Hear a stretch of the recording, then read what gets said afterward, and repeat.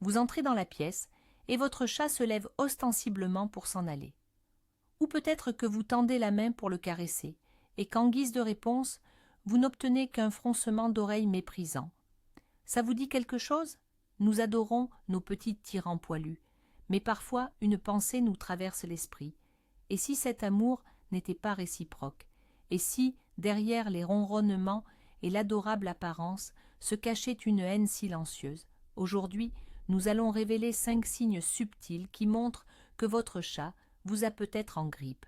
Et je vous le promets, certains de ces signaux vous feront voir votre animal d'un œil complètement nouveau. Restez jusqu'à la fin, car le dernier indice est le plus sournois, celui qu'on prend souvent, à tort, pour une preuve d'affection. Avouez que les chats sont passés maîtres dans l'art de cacher leurs véritables sentiments, n'est-ce pas? Découvrons tout cela ensemble. Avant de commencer notre analyse, il est crucial de bien comprendre une chose. La haine féline n'a rien à voir avec la haine humaine. Les chats ne fomentent pas de plans de vengeance machiavéliques et ne nourrissent pas de rancœur pendant des années.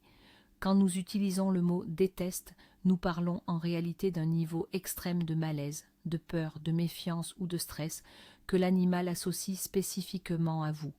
Leur monde est simple. Il y a sécuritaire et il y a dangereux. Si, pour une raison ou une autre, vous êtes classé dans la catégorie dangereux, le chat va manifester un comportement que nous interprétons, nous les humains, comme de l'aversion. Notre objectif n'est pas de nous vexer, mais de comprendre la cause. Peut-être enfreignez-vous inconsciemment ses limites, créez-vous un environnement stressant ou interprétez-vous simplement mal ses besoins. Cette vidéo n'est pas un jugement porté sur votre relation, mais plutôt un outil de diagnostic qui peut vous aider à identifier le problème et, si possible, à trouver un chemin vers sa résolution. Le premier signe, le plus évident mais souvent négligé, c'est l'évitement constant. Attention, il ne s'agit pas du simple fait que votre chat veuille parfois être seul. Ça, c'est tout à fait normal. Nous parlons ici d'un comportement systématique. Vous vous asseyez sur le canapé, il saute immédiatement. Vous entrez dans la cuisine, il file comme une flèche dans le couloir. Si votre simple apparition dans une pièce est, pour le chat, le signal d'une évacuation immédiate, il y a sérieusement matière à s'inquiéter. Ce n'est pas de la timidité ou un caractère d'introverti, c'est un refus actif d'être dans le même espace que vous. Votre chat vous signifie, par ses pattes, que votre présence génère du stress. Il ne cherche pas la solitude, il cherche à vous fuir. C'est un signal fondamental, la base de toutes les autres manifestations d'aversion, même les plus complexes. Intéressons-nous de plus près aux subtilités de l'évitement. Observez l'endroit exact où le chat se cache. Si cet endroit est sous le lit, derrière l'armoire ou dans n'importe quel coin difficile d'accès, d'où elle ne sort que quand vous êtes absent ou que vous dormez, c'est un très mauvais signe. Cela indique qu'elle ne se sent en sécurité que là où vous ne pouvez pas l'atteindre. Comparez cela au comportement d'un chat qui aime simplement dormir dans un carton au milieu du salon. Le premier cas est synonyme de peur et de méfiance. Le second, c'est juste un petit passe-temps de chat. Un autre indicateur important, c'est sa réaction à votre voix. Si vous appelez votre chat par son nom et qu'elle non seulement ne vient pas, mais qu'elle ne bouge même pas une oreille, ou pire, qu'elle se réfugie encore plus profondément dans sa cachette, ce n'est pas par malice qu'elle vous ignore. C'est parce que votre voix est associée pour elle à une expérience désagréable. Prenons un exemple concret pour illustrer cela. Imaginez la scène. Vous rentrez du travail, épuisé, et vous n'avez qu'une envie, prendre votre ami à fourrure dans vos bras. Vous le voyez paisiblement installé sur le fauteuil, mais dès que vous faites un pas dans sa direction, il détale à toute vitesse et disparaît sous le canapé. Et c'est le même rituel jour après jour. Ce n'est pas un jeu de cache-cache. C'est un modèle comportemental clairement établi, où vous êtes le stimulus et la fuite, la réaction. Ou autre scénario, votre foyer compte plusieurs personnes, mais le chat ne vous évite que vous. Il se blottit volontiers sur les genoux de votre partenaire, mais il se volatilise dès que vous entrez dans la pièce. Ce n'est plus une simple peur des humains en général, c'est une aversion personnalisée. Ignorer de tels signaux revient à aggraver le problème et à détruire le moindre embryon de confiance qui aurait pu s'établir. Qu'est-ce qui explique réellement ce comportement? Dans 99% des cas, la réponse est simple, la peur. Peut-être que dans son passé, votre chat a eu une mauvaise expérience avec un humain qui vous rappelait vous. Ou, ce qui est souvent le cas, vous êtes devenu involontairement la source de son stress. Vous êtes peut-être trop bruyant, vous faites des gestes brusques, ou vous essayez de le prendre de force dans vos bras lorsqu'il n'en a pas envie. Les chats sont des créatures qui ont besoin d'habitude et surtout de contrôle. Quand ils sentent qu'ils perdent la maîtrise de la situation et que vous en êtes la cause, ils choisissent la voie la plus simple, prendre leur distance. En réalité, en se cachant, votre chat cherche simplement à retrouver un sentiment de sécurité. Sur son propre langage, il vous dit « Tu es imprévisible et potentiellement dangereux à mes yeux, alors je préfère rester à l'écart. » Ben moi, chat... Comprendre ce mécanisme est le premier pas essentiel pour corriger la situation. Passons maintenant au deuxième indice, celui qui est vraiment caché dans les détails, le langage corporel du chat. Les chats communiquent avec nous tout le temps, mais on ne sait pas toujours décoder leur message. Oubliez le ronronnement un instant et concentrez-vous plutôt sur 3 indicateurs cruciaux, la queue, les oreilles et les yeux. Ce sont ces éléments-là qui révèlent la véritable attitude de votre chat envers vous, même s'il semble parfaitement immobile. Si votre chat vous fixe et que sa queue frétille légèrement de façon nerveuse ou qu'elle tape le sol, attention, ce n'est absolument pas de la joie. C'est un signe clair d'irritation et de conflit intérieur. C'est sa manière de dire « je te vois et franchement, ça ne me plaît pas du tout ». C'est un avertissement qui précède des actions plus actives comme un sifflement ou une morsure. Ignorer ce type de signal de la queue, ce sémaphore caudal, c'est un peu comme agiter un chiffon rouge devant un taureau. Attardons-nous à présent sur les signaux que la queue nous envoie. La queue dressée, en forme de point d'interrogation, est un signe de bienvenue amical. Par contre, une queue abaissée vers le sol, ou même complètement rentrée entre les pattes, révèle de l'incertitude et de la peur. Si la queue est gonflée comme un goupillon, c'est un signe extrême de peur ou d'agressivité. Le chat essaie de paraître plus gros et plus menaçant pour éloigner le danger, danger que vous représentez peut-être à ce moment précis. Un autre signal important, les coups de queue brusques et puissants contre le sol. Si votre chat est couché et que sa queue bat le sol avec force, c'est le signe évident que sa patience est à bout. Si vous tentez de le caresser à ce moment-là, vous risquez fort de recevoir un coup de patte ou une morsure. Ce n'est pas une agression soudaine, mais bien un avertissement que vous avez choisi d'ignorer. Passons maintenant aux oreilles et aux yeux. Des oreilles plaquées contre la tête ou orientées vers l'extérieur comme des ailes d'avion sont un signe classique d'agressivité et d'énervement. Le chat protège instinctivement son ouïe fragile d'une attaque potentielle. Si vous voyez ces signaux dirigés vers vous, arrêtez immédiatement toute interaction et donnez de l'espace à l'animal. Quant aux yeux, c'est une question un peu plus complexe. Il est communément admis que le clignement lent des yeux est un baiser de chat, un signe d'affection et de confiance. Et c'est tout à fait vrai. À l'inverse, un regard direct, insistant, sans ciller, avec des pupilles très rétrécies, est un défi et une véritable menace. Dans le monde des prédateurs, celui qui baisse les yeux en premier est le perdant. Si votre chat vous lance constamment des défis de ce type, il ne vous admire pas. Il essaie de dominer et de vous montrer qui est le véritable maître des lieux. Détruisons ensemble un mythe très répandu. Beaucoup croient que des pupilles dilatées chez le chat sont un signe d'envie de jouer. Ce n'est qu'une demi-vérité. La dilatation arrive en cas d'excitation intense, mais cette excitation peut être liée au jeu, à l'agressivité ou tout simplement à la peur. Le facteur clé, c'est le contexte. Si votre chat adopte la posture typique du jeu, il se tapit, baisse l'avant-corps et remue l'arrière-train, là, il veut jouer. Mais si, au contraire, elle est tendue, le poil dressé, les oreilles couchées, et que ses pupilles sont immenses, c'est de l'adrénaline pure causée par la peur. Elle est prête soit à fuir, soit à attaquer. Si vous voyez ce regard fixe, alors que vous êtes simplement assis, tranquillement dans votre fauteuil, le chat vous perçoit comme une source de menace sérieuse. La combinaison de ces signaux, le regard perçant, les oreilles couchées et la queue qui fouette vivement, est un message sans ambiguïté. Laisse-moi tranquille, ou tu vas vraiment le regretter. Ponca. Le troisième grand ensemble de signes concerne la vocalisation. On y trouve des éléments aussi bien évidents que franchement inattendus. Commençons par le plus simple. Si votre chat siffle régulièrement après vous, grogne ou émet des sons gutturaux et rauques, il n'y a pas besoin de commentaires. C'est une menace directe et sans équivoque.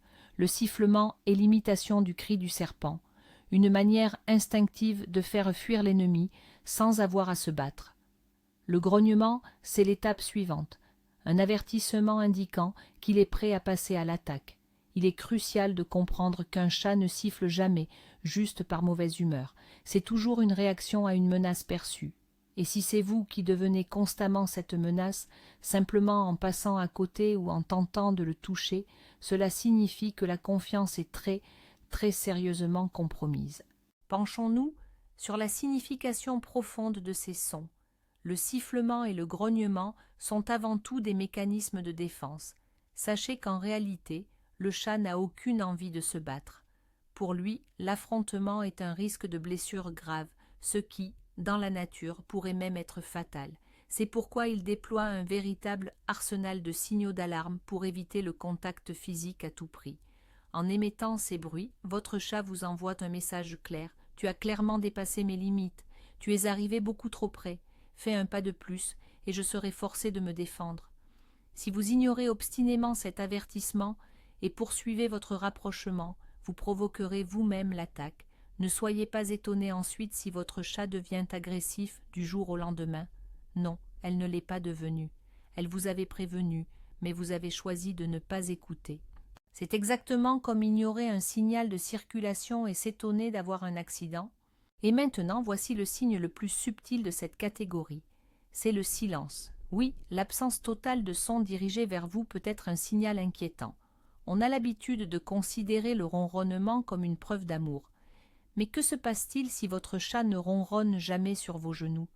Et s'il ne vous accueille jamais à la porte par un miaou joyeux? Et s'il ne cherche tout simplement jamais à communiquer vocalement avec vous?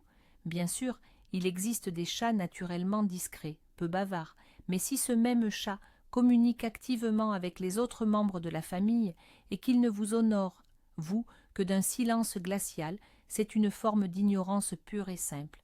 Il ne juge pas nécessaire de gaspiller ses signaux sociaux pour vous. Vous êtes pour lui un simple meuble qui se déplace de temps en temps.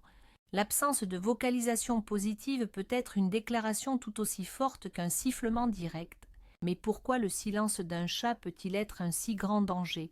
Tout simplement parce qu'il signale une absence totale de connexion émotionnelle. L'agressivité, c'est aussi une émotion, une réaction. Mais l'indifférence et l'ignorance sont le signe que le chat vous a rayé de son groupe social. Il ne vous voit plus comme une source de confort, de nourriture, ni de sécurité. Pour lui, vous êtes un espace vide, le néant. C'est particulièrement frappant si votre chat était auparavant très bavard et qu'il s'est mis soudainement à se taire juste envers vous. Cela peut survenir après un événement stressant qu'elle a associé à votre présence. Par exemple, un voyage désagréable chez le vétérinaire ou si vous lui avez accidentellement marché sur la queue. Dans son monde, vous êtes passé du statut d'ami à celui de source de négativité. Et la façon la plus simple pour elle de gérer cela, c'est d'arrêter toute communication. D'accueillir, c'est une forme d'hostilité passive, et il est très facile de passer à côté. Le quatrième signe, ce ne sont plus des avertissements, mais des actions concrètes. On parle ici de comportements agressifs, les morsures et les griffures. Et il est crucial à ce stade de bien distinguer le jeu de l'agression réelle. Les morsures de jeu ou les mordillements sont généralement légères. Le chat ne serre pas complètement les mâchoires. Il marque l'intention de mordre sans jamais causer de douleur. Les griffures liées au jeu se font aussi sans sortir les griffes. Cela fait partie de l'apprentissage de la chasse et c'est tout à fait normal.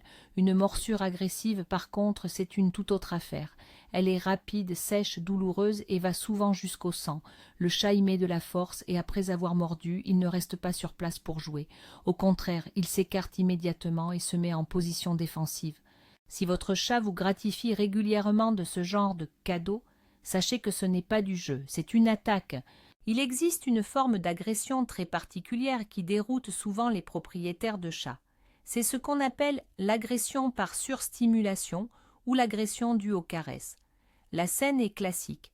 Le chat vient vers vous, se frotte, ronronne et vous présente ses flancs. Vous commencez à le caresser et tout à coup, au bout d'une minute, il se retourne brusquement et vous mord la main. Pourquoi une telle réaction? Rassurez-vous, ce n'est pas de la trahison. Les chats ont une limite bien définie quant au contact tactile. Lorsque cette limite est dépassée, ce qui était agréable se transforme rapidement en une source d'irritation. Le problème, c'est que le chat émet des signaux d'avertissement bien avant de passer à l'attaque. Il commence à remuer la queue nerveusement, il plaque ses oreilles, et la peau sur son dos se met à onduler. Malheureusement, absorbé par son ronronnement, nous ne faisons pas attention à ces avertissements. C'est à ce moment-là que le chat passe à son dernier argument, le seul qu'il lui reste, les dents. Il est en train de crier « Stop, j'en ai assez !» mais il le fait dans son propre langage. Une autre forme d'agression, ce sont les attaques non provoquées. Vous marchez tranquillement dans le couloir et soudain, le chat, qui était en embuscade derrière un coin, vous saute aux pieds, griffes et dents dehors. Attention, ce n'est pas un jeu. Il peut s'agir d'agressions redirigées. Par exemple, votre chat voit un autre chat par la fenêtre, il s'énerve, mais il ne peut pas l'atteindre. Vous passez à ce moment-là et toute sa frustration se déverse sur vous, l'objet le plus proche et le plus accessible. Cependant, si ces attaques surviennent régulièrement et sans aucun stimulus externe visible, cela peut signifier que le chat vous considère comme un intrus sur son territoire. Il patrouille dans son domaine et selon lui, vous n'avez aucun droit d'être là. C'est un problème sérieux qui révèle que le chat ne se sent pas en sécurité et qu'il tente de défendre son territoire contre vous. À la base de ce type d'agression, on trouve presque systématiquement un problème de limite. Les chats sont des animaux territoriaux qui ont une notion très claire de leur espace personnel. Lorsque nous ignorons leurs signaux et continuons d'imposer notre présence ou notre compagnie, nous générons du stress chez l'animal. Ce stress s'accumule, un peu comme l'eau derrière un barrage. Et, à un moment donné, la pression est trop forte et le barrage cède. La morsure ou la griffure n'est pas le début du problème, c'est son point culminant. Le problème a commencé bien plus tôt, lorsque vous n'avez pas remarqué une queue qui tressautait, des oreilles aplaties ou une posture de corps tendue. En attaquant régulièrement, le chat essaie de vous enseigner les règles de conduite. Il essaie de vous communiquer. Voici ce que tu ne dois pas faire. N'approche pas de si près. C'est une méthode de communication violente, certes, mais de son point de vue, elle est efficace, surtout lorsque toutes les autres tentatives ont été ignorées. Et enfin, le cinquième signe, souvent le plus controversé, est celui qui choque le plus, les problèmes de litière. Quand un chat commence à faire ses besoins en dehors de son bac, notamment sur vos affaires personnelles, le lit, les vêtements, les chaussures, la première réaction du propriétaire est souvent « il se venge ». C'est une réaction très humaine, mais elle est totalement fausse. Les chats ne pensent pas en termes de vengeance, ils ne font jamais rien par méchanceté. Le fait d'uriner ou de déféquer en dehors de la litière est toujours soit un problème médical, soit un problème comportemental causé par un stress intense. Alors, avant de vous vexer ou de vous énerver contre votre animal, vous devez comprendre que ce n'est pas un acte d'agression, mais un véritable appel à l'aide. Votre chat ne vous déteste pas, il va très très mal. Si vous faites face à ce genre de problème, la première étape et la plus cruciale est de consulter immédiatement votre vétérinaire. Il est essentiel d'écarter toute cause médicale, comme la cystite, les calculs urinaires ou des problèmes rénaux. Ces affections provoquent des douleurs lorsqu'elle urine, et votre chat finit par associer sa litière à cette souffrance. Elle va alors chercher un autre endroit, plus doux et plus confortable, pour se soulager, et bien souvent cet endroit devient votre lit ou votre tapis. La gronder pour ça, c'est comme reprocher à une personne grippée de tousser. C'est seulement une fois que le vétérinaire aura confirmé que votre chat est physiquement en pleine santé que vous pourrez commencer à explorer les causes comportementales. Négligez cette étape pour écouter la santé, voire la vie, à votre animal. Si l'origine du problème n'est pas médicale, la racine est très probablement le stress. Dans ce cas, il faut vous poser la question « Qu'est-ce qui a changé dans la maison ? Y a-t-il un nouveau membre de la famille ou un nouvel animal ? Avez-vous déplacé les meubles ou simplement changé de litière ? Peut-être que le bac à litière est placé dans un endroit bruyant, très fréquentée, où le chat ne se sent pas du tout en sécurité. Et maintenant, le plus important, pourquoi choisit-elle vos affaires en particulier? Parce que ce sont elles qui portent le plus votre odeur. En déposant sa marque sur votre odeur, le chat essaie de la masquer, de la surpasser avec la sienne. C'est une méthode d'auto-apaisement. Elle essaie de mélanger son odeur à celle de ce qui l'effraie, c'est-à-dire la vôtre, afin de créer une odeur de groupe commune, plus réconfortante et plus sûre. Ce n'est pas de la haine. C'est une tentative désespérée de gérer l'anxiété que vous, involontairement, lui causez. Mais alors, que faut-il en conclure? Quand votre chat urine sur votre oreiller, il n'est absolument pas en train de chercher à vous offenser. C'est un acte de panique pure. Il essaie de vous dire « J'ai peur, ton odeur est partout, elle m'oppresse, et je ne sais plus quoi faire ». Il s'entoure de sa propre odeur pour tenter de se rassurer un peu sur son territoire, un espace qu'il juge être totalement envahi, voire même usurpé par vous. C'est le signal le plus difficile à décoder, car il va totalement à l'encontre de notre logique humaine. Mais dans l'univers félin, c'est un acte de désespoir. Si vous observez ce type de comportement, vous devez savoir une chose. La relation avec votre compagnon a atteint un point critique. Ce n'est plus une simple aversion ou un mauvais cap, c'est un état de stress chronique qui est en train de détruire l'équilibre psychique de l'animal. Et le fautif dans cette histoire n'est pas le chat, mais bien la situation que vous avez peut-être involontairement créée. Alors, faisons le point. Voici les 5 principaux signes que votre chat n'est pas vraiment à l'aise avec vous, ou qu'il vous déteste, si l'on veut simplifier. Premièrement, il vous fuit constamment et cherche à se cacher. Deuxièmement, son langage corporel hurle la menace, que ce soit par sa queue, ses oreilles ou ses yeux. Troisièmement, il vous crache dessus ou, au contraire, maintient un silence de glace. Quatrièmement, il manifeste une agression réelle et non un simple jeu. Et enfin, il fait ses besoins hors de sa litière, notamment sur vos effets personnels. Mais voici la révélation principale, celle que j'espère vous avez retenue. Aucun de ces signes n'est synonyme de haine au sens humain du terme. Derrière chacun d'eux se cache la peur, le stress, la douleur ou une profonde méfiance. Votre chat n'est pas méchant, il souffre. Il n'essaie pas de vous embêter ou de se venger, il essaie de survivre dans un monde qu'il perçoit comme hostile, et prendre conscience de cela change totalement les règles du jeu. Le problème n'est pas le chat lui-même, mais la relation que vous entretenez avec lui. La bonne nouvelle, c'est que même les relations les plus tendues peuvent être réparées avec de la patience, le respect des limites et, bien sûr, de l'amour. Merci d'avoir regardé cette vidéo jusqu'au bout. Si elle vous a été utile, n'hésitez pas à laisser un pouce bleu et à vous abonner à notre chaîne. Et maintenant, une question pour vous. Quelles sont les habitudes étranges ou les comportements éloquents de votre propre chat? Avez-vous déjà remarqué l'un des signes que nous avons décrits? Partagez votre histoire en commentaire, nous serons ravis d'en discuter.